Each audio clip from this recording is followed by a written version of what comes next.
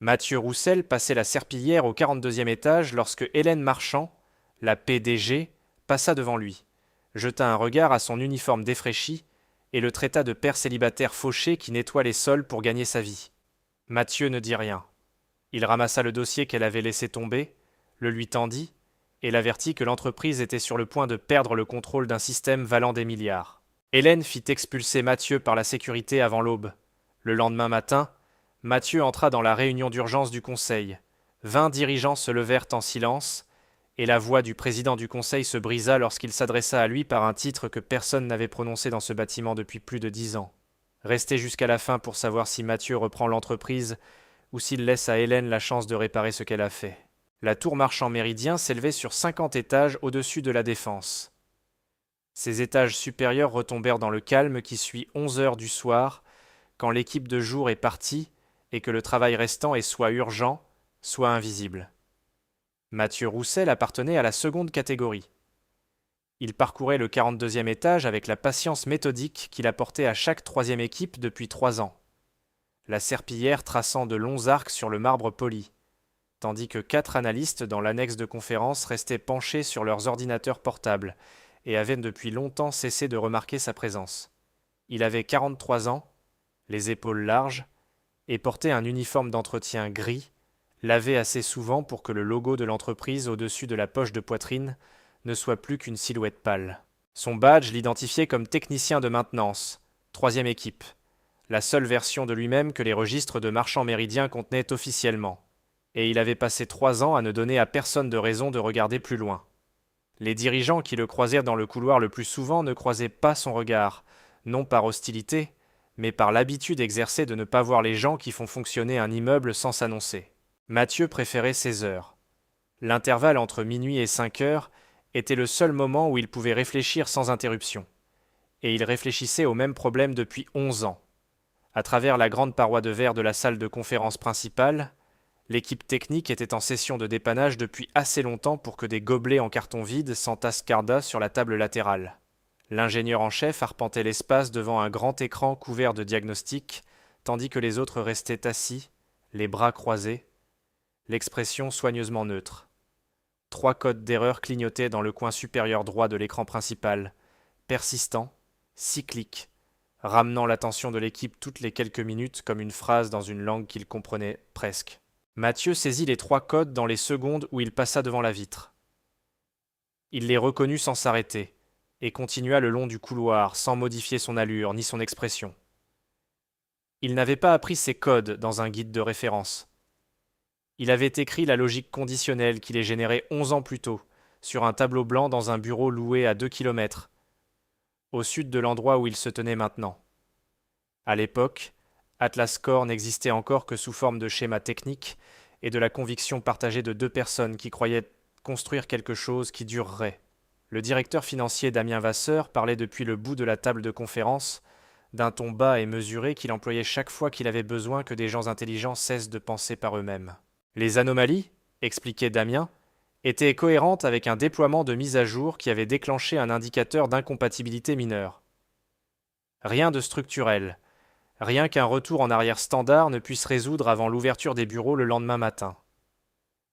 Et il livrait cela avec la finalité d'un homme qui ne décrivait pas seulement une situation, mais qui mettait fin à la discussion autour d'elle. Plusieurs ingénieurs se détendirent visiblement à ces mots, acceptant le réconfort comme on accepte ce que l'on espérait entendre. Mathieu les regardait à travers la vitre sans partager leur soulagement. Ce que les codes décrivaient réellement n'était pas un conflit logiciel. Ils décrivaient une séquence d'autorisation échelonnée et délibérée, avançant par incréments précis à travers plusieurs couches du système. Chaque étape conçue pour se lire comme un bruit de fond routinier tout en transférant le contrôle administratif de l'ensemble du réseau Atlas Core vers un hôte externe. Quelqu'un exécutait cette séquence avec patience depuis plusieurs semaines, attendant que personne ne la remarque. Mathieu s'arrêta au bout du couloir, tira un petit carnet de sa poche arrière et copia les 3 horodatage sur le verso de sa feuille de contrôle, d'une écriture sans hâte. Il plia le papier une fois et le glissa dans la poche de poitrine. La voix de Damien portait encore à travers la vitre derrière lui, toujours lisse, prédisant que toutes les lectures reviendraient à la normale à 9 heures, le lendemain matin. Et Mathieu reconnut dans cette prédiction précise la certitude de quelqu'un qui connaissait déjà le calendrier parce qu'il l'avait lui-même établi. Il prit l'ascenseur de service, rentra chez lui dans sa vieille voiture et resta un moment au volant dans le parking avant d'entrer. Sa fille Léa appela pendant qu'il était encore dans la voiture. 15 ans, elle veillait plus tard que la plupart de ses camarades et lui demanda de l'aide pour un problème de chimie. Il lui répondit arrêté à un feu rouge. Elle vérifia dans son manuel. Puis elle lui dit qu'elle n'avait jamais vraiment cru qu'un homme capable de résoudre ce genre de problème de mémoire était aussi quelqu'un qui passait la serpillière. Mathieu répondit que la serpillière était ce que le planning avait imposé. Léa dit qu'elle n'avait jamais vraiment cru cela non plus. Il était de retour avant 6 heures le lendemain matin, bien avant le début de son service. Un dossier bleu foncé traînait à côté de la chaise devant le bureau de la PDG, tombé plutôt que posé, ses pages éventées sur le carrelage, comme les choses tombent quand quelqu'un part à la hâte. Il rassembla les pages et les parcourut rapidement, absorbant en 2 minutes de quoi comprendre ce qu'il tenait. Un cadre de contingence pour la cession du réseau de filiales si Atlas Corp continuait à se déstabiliser. Le document avait été rédigé en partant du principe que l'instabilité se poursuivrait, ce qui signifiait que la personne qui l'avait rédigé savait qu'elle se poursuivrait. Mathieu se tenait dans le couloir, les pages entre les mains, et reconnut ce qu'il regardait. Pas un accident, pas une chaîne d'échecs improbable, mais une mise en scène qui suivait précisément son propre calendrier. Il replaça les pages dans le dossier et le posa sur la chaise, exactement où il l'avait trouvé. Hélène Marchand arriva au 42e étage avant son assistante, avançant dans le couloir d'un pas serré et déterminé de quelqu'un qui n'avait pas dormi et qui n'allait laisser personne le voir. Elle s'arrêta en apercevant Mathieu devant la porte de son bureau, le dossier bleu foncé à plat entre les 2 mains. Damian l'avait prévenu la veille au soir que quelqu'un du personnel d'entretien avait été vu dans des zones restreintes hors de ses secteurs autorisés. Quelqu'un qui avait déposé une réclamation de rémunération contre l'entreprise et qui pourrait, avait-il dit avec prudence, chercher un levier dans un moment de vulnérabilité institutionnelle. Elle n'y avait pas trop pensé alors, mais elle y pensait maintenant. Mathieu lui tendit le dossier et dit qu'elle l'avait laissé dans le couloir. Hélène le prit sans gratitude particulière et lui demanda d'expliquer sa présence à cette heure. Il lui dit clairement, sans préambule, qu'Atlas Corp ne subissait pas un conflit logiciel. Il était en train d'être activement redirigé par une séquence d'autorisation échelonnée, et celui qui la gérait avait l'intention d'achever le transfert du contrôle du système avant la réunion du conseil. Il nomma les 3 codes d'erreur par leur désignation, décrivit ce que chacun signifiait dans l'architecture originale des permissions, et fut précis sur le mécanisme, le calendrier, et ce qui se produirait à 9 heures si la séquence allait jusqu'au bout. Hélène écouta sans l'interrompre. Damien sortit de la salle de conférence, vit Mathieu, et laissa son expression glisser vers ce regard de reconnaissance réticente qu'il utilisait lorsqu'il avait besoin que les gens fassent confiance à son jugement sur quelqu'un d'autre. Il dit à Hélène qu'il connaissait cet homme. Son nom était Mathieu Roussel. Il travaillait à l'entretien depuis 3 ans, et avant cela, il avait déposé une réclamation formelle contre l'entreprise alléguant une propriété intellectuelle dont il disait avoir été privé. Damien le décrivit comme quelqu'un ayant une frustration documentée envers l'organisation Marchand, qui comprenait suffisamment les systèmes techniques pour paraître crédible, et qui avait choisi un moment de véritable vulnérabilité de l'entreprise pour s'insérer dans une position d'autorité apparente. Il gardait un ton regretful plutôt qu'accusateur, ce qui était le choix le plus efficace. Hélène prit sa décision avant que Damien ait fini de parler. Elle avait grandi dans un monde où l'accès était le principal indicateur de légitimité, et un homme en uniforme usé avec une histoire détaillée sur une crise système ne correspondait à aucune version de ce schéma. Elle regarda Mathieu avec l'expression évaluative qu'elle réservait aux variables inconnues.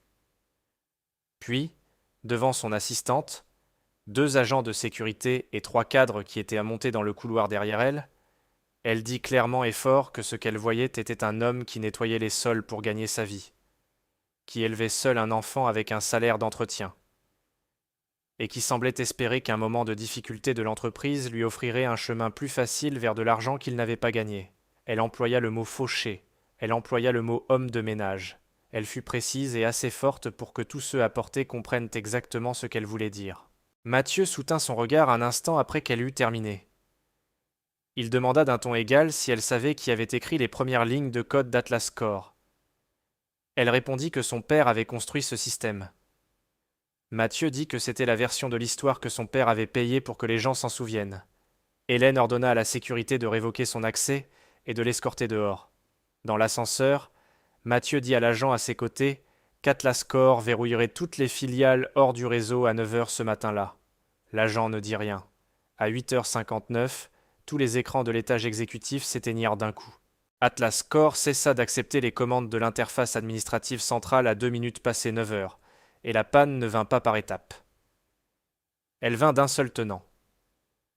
Une déconnexion unique qui mit hors ligne simultanément l'ensemble du réseau de filiales et laissa les équipes opérationnelles de 20 entreprises réparties dans 9 régions face à des systèmes verrouillés qui ne répondaient plus. Les fils logistiques se figèrent en plein cycle. Le traitement financier s'arrêta. Les systèmes d'accès du personnel revinrent à des procédures manuelles que la plupart des sites n'utilisaient plus depuis des années. À 9h30, la ligne de support centrale avait dépassé sa capacité et renvoyé les appels en trop vers des boîtes vocales que personne ne surveillait. Le personnel technique de l'immeuble circulait dans l'étage exécutif avec l'urgence contrôlée de gens qui essayent de paraître plus calmes qu'ils ne le sont, et Hélène se tenait au bout de la table de conférence, absorbant les estimations de dommages avec l'immobilité de quelqu'un qui a décidé de ne pas se laisser voir paniquer. Damien Vasseur dépassa le choc initial avec une rapidité remarquable et présentait déjà un cadre de réponse avant que la première heure ne se soit écoulée. La panne, soutenait-il, était cohérente avec une attaque externe sophistiquée, exactement le genre d'événement qui exigeait un partenaire de récupération d'urgence spécialisé plutôt que les ressources techniques existantes de l'entreprise. Il posa sur la table un résumé décrivant les services d'une société appelée Capital Voss Associés, présenté comme un groupe de conseil indépendant sans relation antérieure avec Marchand Méridien et disposant d'un solide historique de récupération.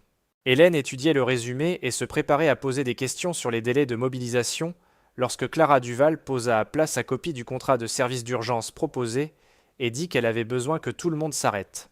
Clara était la nouvelle directrice juridique de Marchand Méridien depuis un peu moins de 3 mois, et elle avait passé une part significative de ces mois à cataloguer l'écart entre ce que Damien Vasseur disait en réunion et ce que contenaient réellement les documents sous-jacents.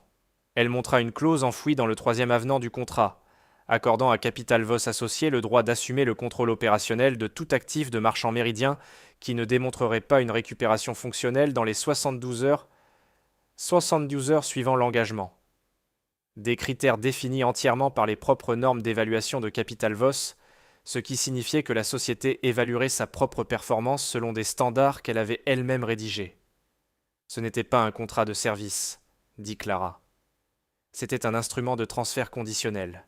Si la récupération échouait ou était laissée échouer, Capital Voss Associés acquérait l'autorité légale sur des actifs valant plusieurs fois les honoraires indiqués. Hélène posa son stylo. Elle pensa à l'homme en uniforme gris qui avait nommé l'heure exacte de la panne 12 heures avant qu'elle ne se produise. Elle dit à son assistante de trouver Mathieu Roussel. L'assistante revint 15 minutes plus tard pour rapporter que l'entreprise de maintenance du bâtiment avait déjà mis fin à son contrat à la demande directe du service de gestion des installations. Une demande déposée, montrèrent les registres, par l'équipe administrative du directeur financier, déposée avant même que la panne du système ne soit achevée. Mathieu était à sa table de cuisine lorsque Léa entra et s'arrêta en voyant le coffret métallique qu'il y avait posé, plat, gris, ancien, avec une serrure à combinaison sur le fermoir qu'elle avait vu une fois enfant et qu'on lui avait dit de ne pas toucher. Elle s'assit en face de lui sans parler, et le regarda l'ouvrir avec précaution. À l'intérieur se trouvaient des plans techniques roulés, des photographies d'un groupe de personnes devant un tableau blanc couvert de schémas de système, et un badge d'identification plastifié. Mathieu Roussel, architecte système en chef, cofondateur. Léa regarda le badge un long moment. Elle demanda pourquoi il ne lui avait jamais montré rien de tout cela. Mathieu dit qu'il avait cru que rester silencieux les protégerait de nouveaux dommages. Qu'accepter les termes qu'on vous donne coûte moins cher que de mener un combat que l'on ne peut pas se permettre de perdre. Léa dit doucement que le silence ne les avait pas protégés. Il avait protégé ceux qui avaient mal pris son travail et les avait laissés continuer à le prendre. Le système, de retour à la tour, diffusa son ultime alerte automatisée à ce moment précis. L'autorité administrative centrale serait transférée de façon permanente dans 6 heures, à moins qu'une commande de contournement vérifiée ne soit saisie par une partie autorisée. Thomas Lefebvre la lut depuis son bureau au 40e étage, posa ses lunettes sur son bureau et appela Hélène directement pour lui dire qu'elle devait trouver Mathieu Roussel avant que le conseil ne se réunisse.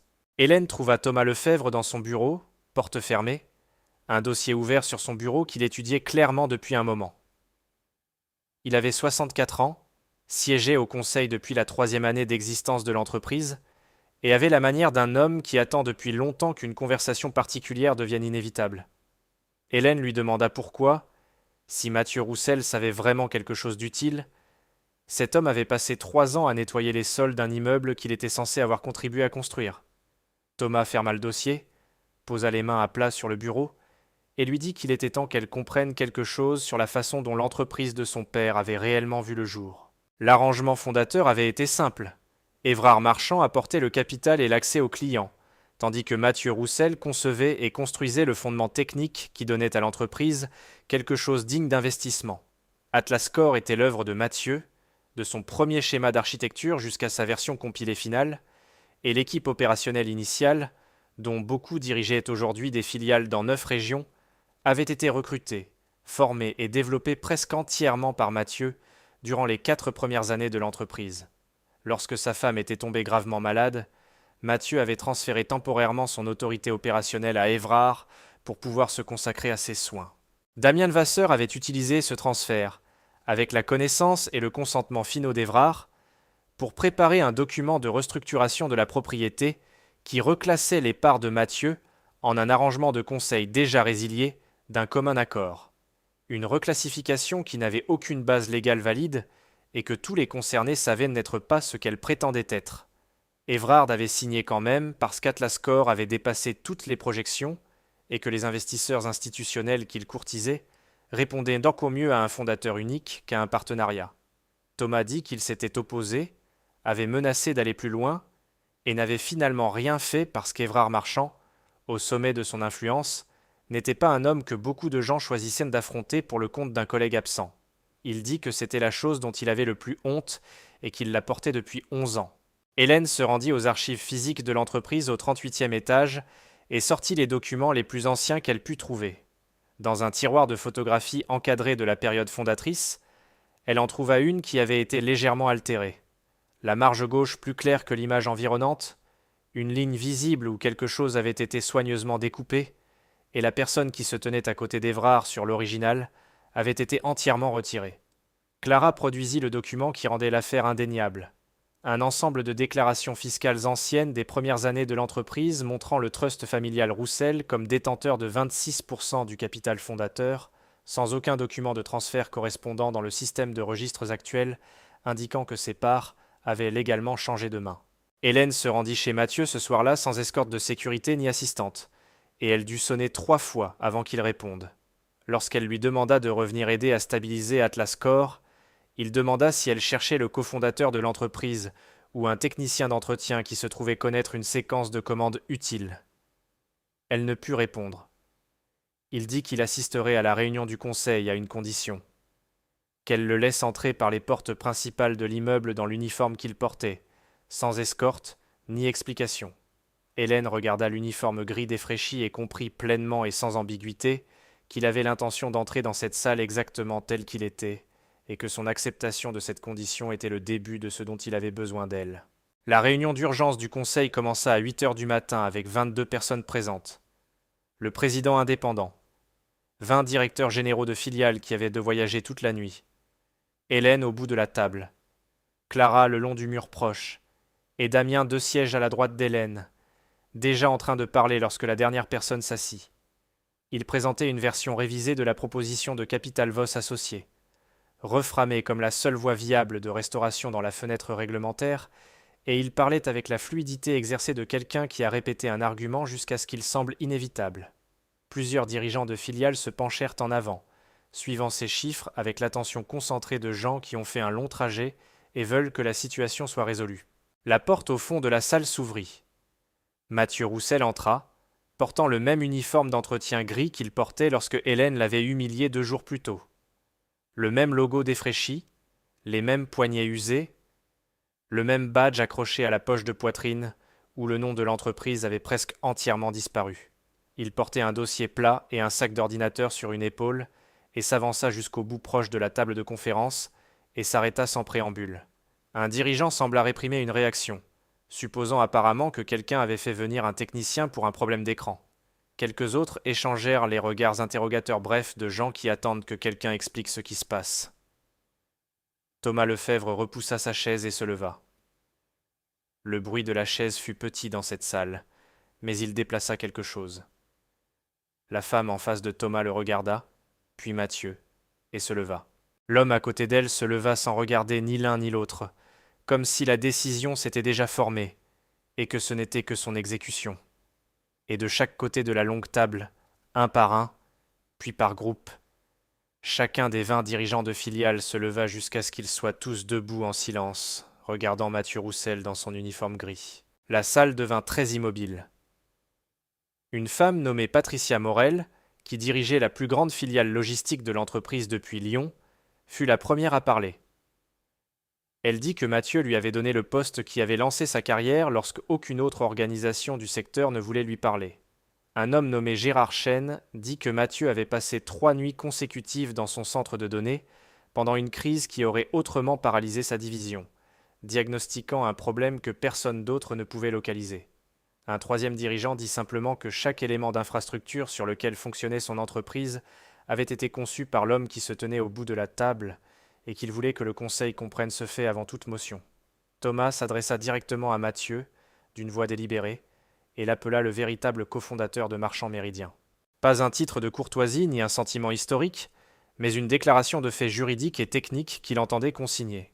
Damian intervint rapidement pour reframer ce qui se passait comme une réponse émotionnelle collective qui ne devait pas l'emporter sur une planification financière saine en période de crise. Mathieu posa le dossier plat sur la table et l'ouvrit à la première page. Le schéma d'architecture original d'Atlas Core.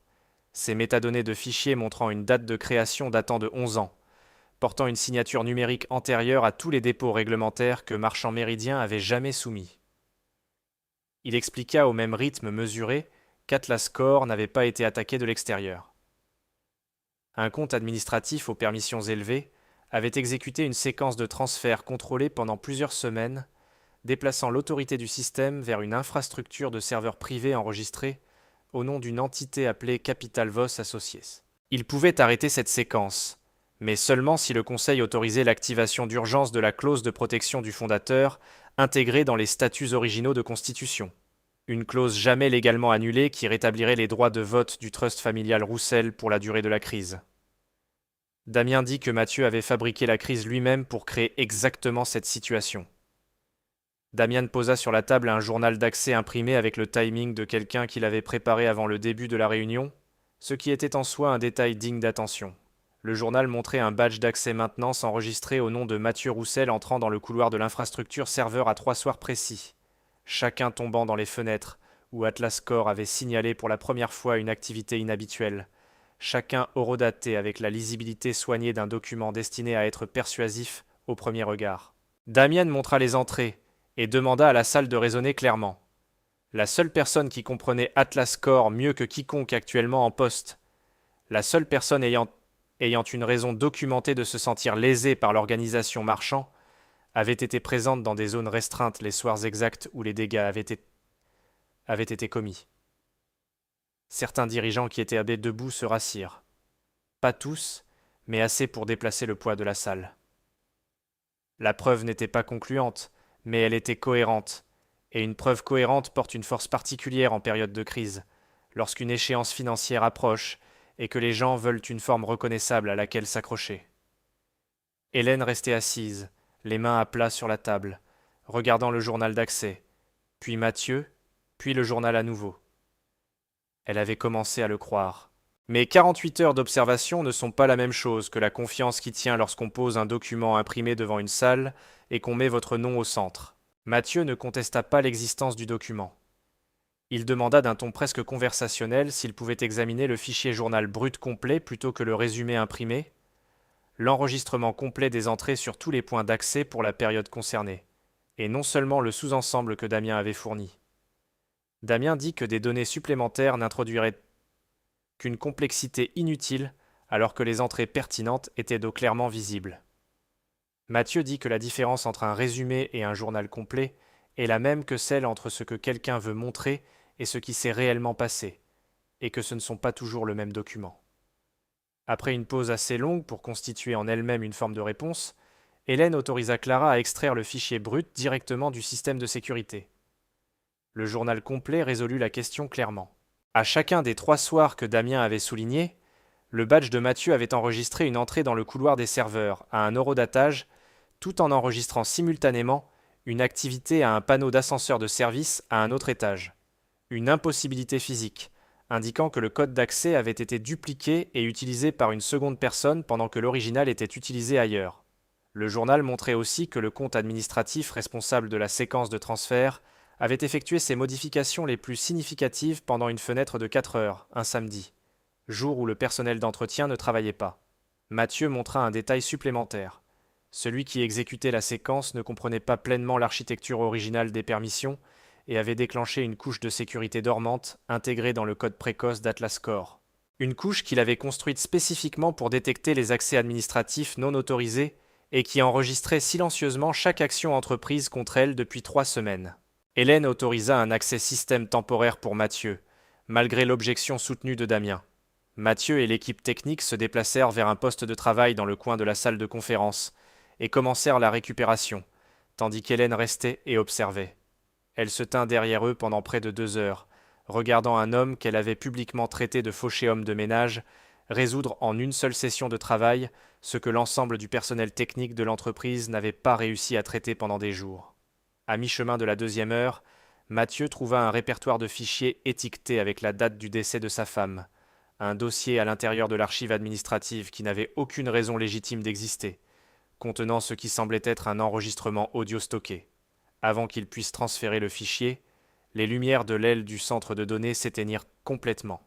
Le système d'alimentation de secours s'engagea dans les 30 secondes, ramenant le centre de données à un état opérationnel réduit, suffisant pour préserver la mémoire active, mais pas pour récupérer le fichier que Mathieu avait localisé avant la coupure. Clara était à la porte de la salle de conférence avant que les lumières de secours ne se soient pleinement stabilisées et rapporta que Damien Vasseur avait quitté le bâtiment par la sortie du parking 6 minutes avant la coupure de courant et que, dans les dernières minutes avant son départ, il avait utilisé son niveau d'autorisation de directeur financier pour transférer une portion substantielle des réserves opérationnelles de l'entreprise à travers une série de comptes intermédiaires, chacun enregistré au nom d'une société écran sans historique de propriété identifiable. La séquence avait été conçue pour effacer 3 transferts avant qu'un indicateur de conformité interne ne puisse déclencher un examen. Mathieu regarda la situation avec la clarté de quelqu'un qui comprend la chose qu'il a construite. Il pouvait poursuivre la piste financière, ce qui nécessiterait l'accès à des registres que Damien avait déjà commencé à obscurcir, ou il pouvait continuer la récupération d'Atlas Core, qui exigeait encore un travail important avant l'échéance qui activerait la clause de contrôle des actifs de Capital Voss. Il ne pouvait accomplir les 2 simultanément, et il était la seule personne dans le bâtiment capable de l'un ou de l'autre. Il le dit directement à Hélène sans faire le choix à sa place.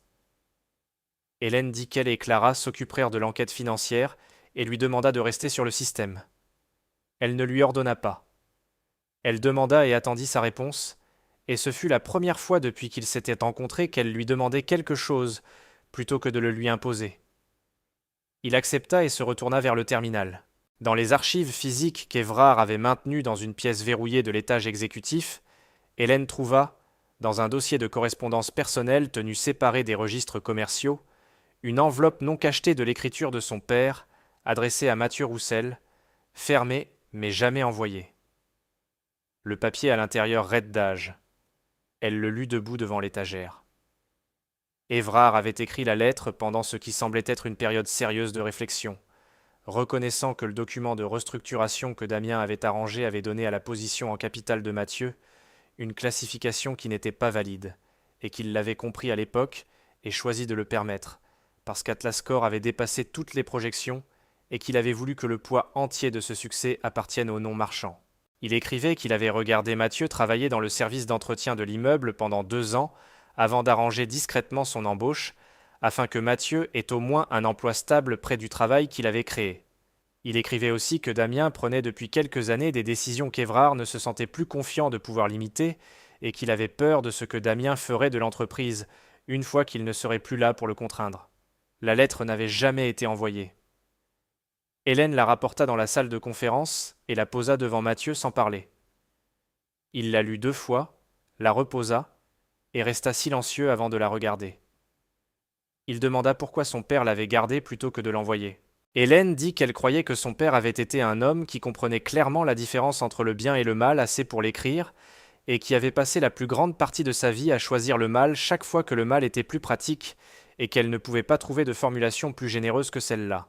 Elle offrit des excuses directes pour ce qu'elle avait dit dans le couloir devant son personnel.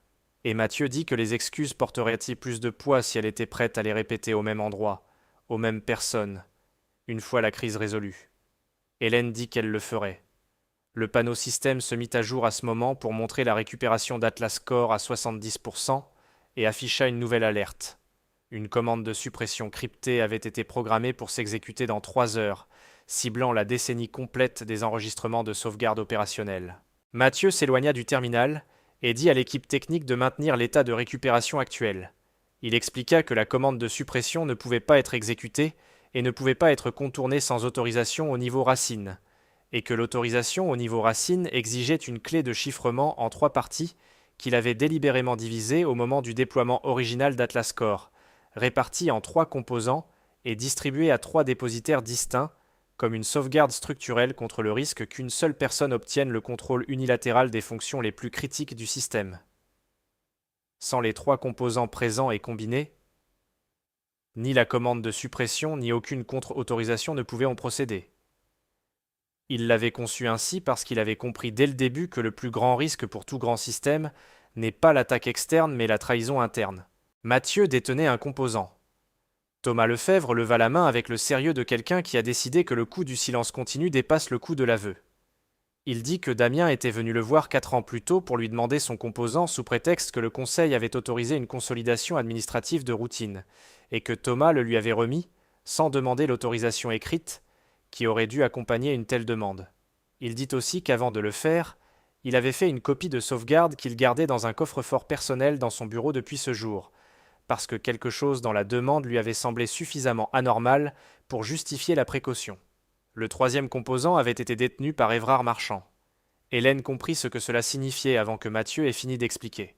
Elle plongea la main dans la poche intérieure de sa veste et posa sur la table la montre commémorative en argent qu'elle portait depuis le règlement de la succession, une pièce lourde avec un fond de boîtier gravé qu'elle portait chaque jour, comme une façon de rester connectée à quelqu'un qu'elle pleurait encore. Mathieu lui dit que dans la version précoce du système, Évrard avait dissimulé son composant de clé à l'intérieur du fond de boîtier de la montre, encodé sur une bande de matériaux derrière le mouvement, parce qu'il faisait plus confiance aux objets physiques qu'aux fichiers numériques et qu'il considérait cette montre particulière comme sûre.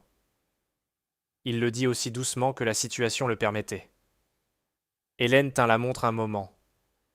Elle la posa face contre table, prit un petit outil dans le kit du technicien et ouvrit le fond de boîtier d'un coup de 2 frappes délibérées.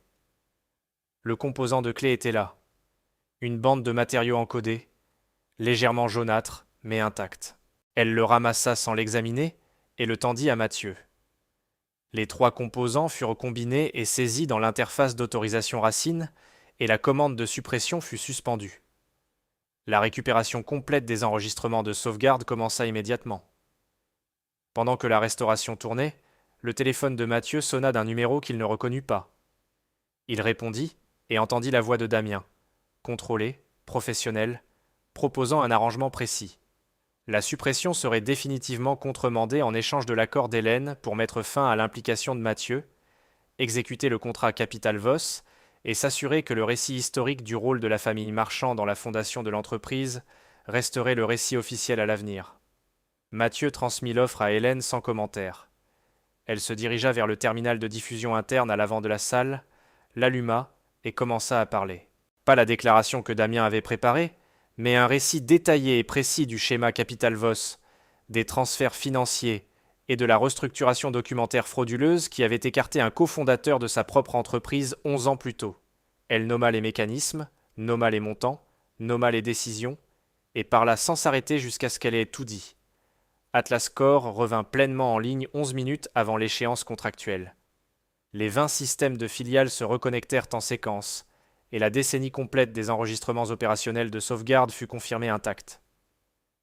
Clara coordonna avec les contacts réglementaires externes et fournit à l'équipe de criminalistique financière la documentation qu'elle et Hélène avaient assemblée, les enregistrements des sociétés écrans, les eurodatages des transferts, la correspondance reliant Capital Voss associé directement à des comptes sous le contrôle personnel de Damien Vasseur.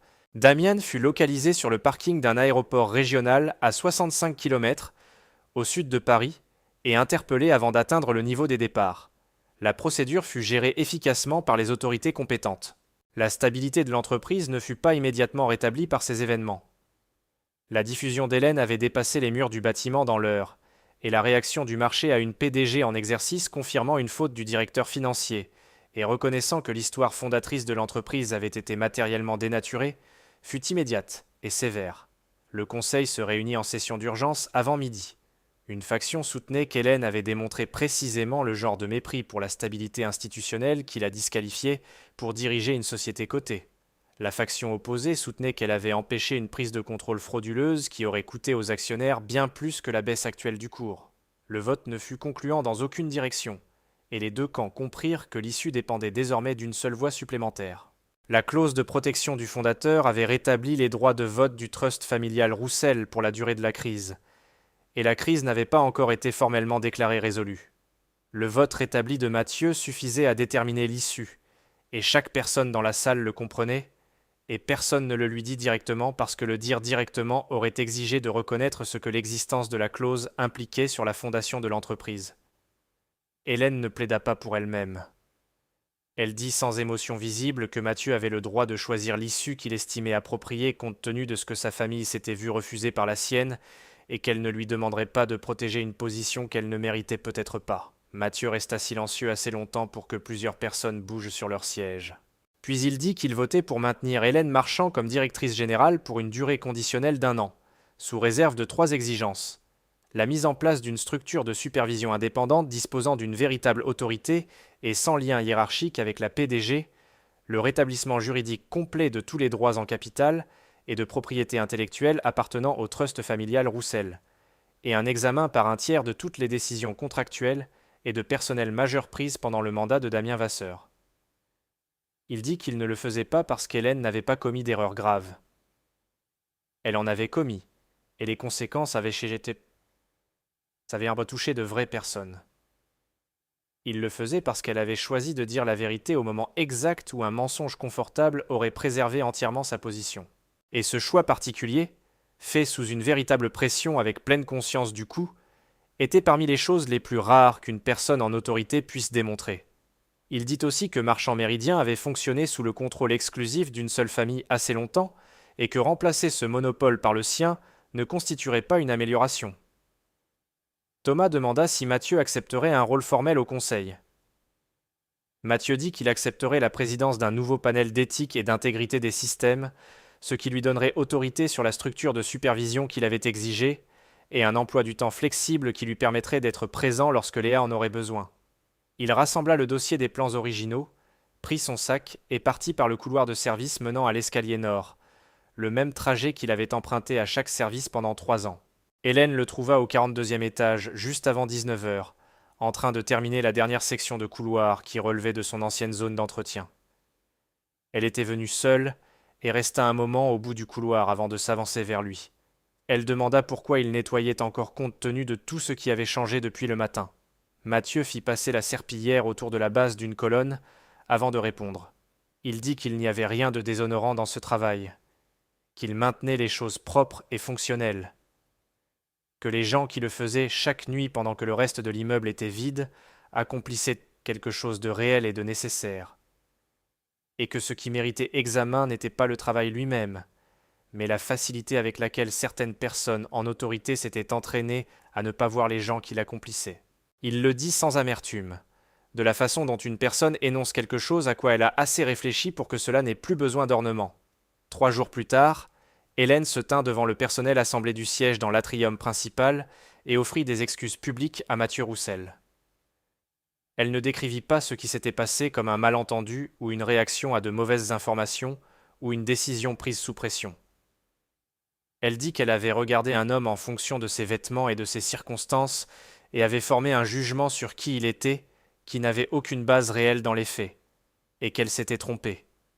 Elle le dit dans le même atrium, devant beaucoup des mêmes personnes où l'échange original avait eu lieu. Mathieu était présent et accepta ces paroles avec la franchise de quelqu'un qui prend des excuses assez au sérieux pour ne pas les balayer, et qui comprend aussi que la confiance et les excuses sont des processus différents qui avancent selon des calendriers différents. 6 mois plus tard, la position financière de l'entreprise s'était stabilisée à un niveau qui surprit de nombreux analystes.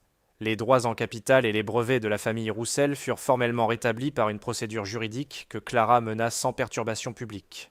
Mathieu déclina toutes les offres qu'il aurait placées dans un grand bureau avec un personnel administratif et établit formellement la bourse technique Roussel, un programme de formation conçu pour identifier et développer des personnes talentueuses issues de parcours professionnels non traditionnels vers des rôles d'ingénierie et de management au sein du réseau marchand méridien. Les 20 dirigeants qui s'étaient levés dans la salle de conférence devinrent les mentors fondateurs du programme, chacun acceptant avant qu'on le leur demande une seconde fois. Mathieu prit la présidence du panel d'éthique et d'intégrité des systèmes, maintint un emploi du temps qui lui permettait d'être présent pour Léa, et visita le centre de formation de la bourse avec une régularité qui n'avait rien à voir avec une obligation formelle. Le soir de la remise des diplômes de la première promotion de la bourse, organisée dans un auditorium de l'autre côté de la rue face à la tour, Mathieu entra par l'entrée principale avec Léa à ses côtés. Les 20 dirigeants qui avaient fait le voyage se levèrent de leur siège lorsqu'il entra. Pas sur instruction de qui que ce soit, simplement parce que c'était ce qu'ils faisaient désormais lorsque Mathieu entrait dans une pièce. La même chose qu'ils avaient faite dans la salle de conférence le matin qui avait changé l'entreprise. Il leva une main et secoua la tête, et ils se rassirent. Il s'avança jusqu'à l'avant de la salle et demanda au personnel d'entretien de l'immeuble, aux agents de sécurité et à l'équipe de restauration de prendre les 3 premiers rangs. Lorsqu'ils furent installés, il regarda l'ensemble de l'auditorium et dit qu'il n'existait pas de travail qui diminue une personne, seulement la présomption, tenue par ceux qui détiennent un certain type de pouvoir, qu'ils ont été nommés pour décider quel travail le fait. Hélène se tenait au dernier rang de l'auditorium, là où elle avait un jour passé devant un homme poussant une serpillière et l'avait réduit à un uniforme et un salaire. Et elle comprit enfin que la seule chose que l'uniforme avait jamais contenue était la personne qu'il portait. Dans la vie, il arrive souvent que l'on juge trop vite.